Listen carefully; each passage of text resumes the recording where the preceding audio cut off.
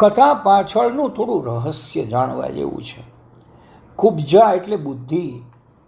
બુદ્ધિ 3 ઠેકાણે વાંકી છે. બુદ્ધિના 3 દોષ છે: કામ, ક્રોધ, લોભ. આ દોષો પ્રભુનું પૂજન કરવાથી જાય છે.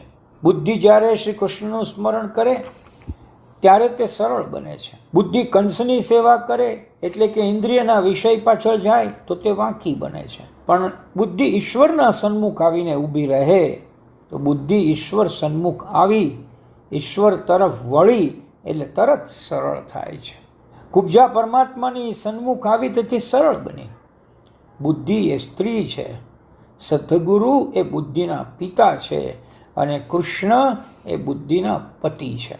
પંચ વિષયો બુદ્ધિને વાંકી બનાવે. બુદ્ધિ વિષયોનું ચિંતન કરે તો તે વાંકી બને છે. જે વિષયો બુદ્ધિની ખેંચતાણ કરે છે તેથી તે વાંકી બને છે.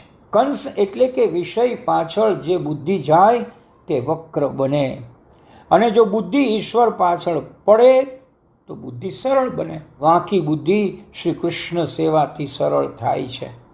જેની બુદ્ધિ વાંકી એનું મન વાંકું, જેનું મન વાંકું તેની આંખ વાંકી, અને જેની આંખ વાંકી એનું જીવન વાંકું. હરિ ઓમ.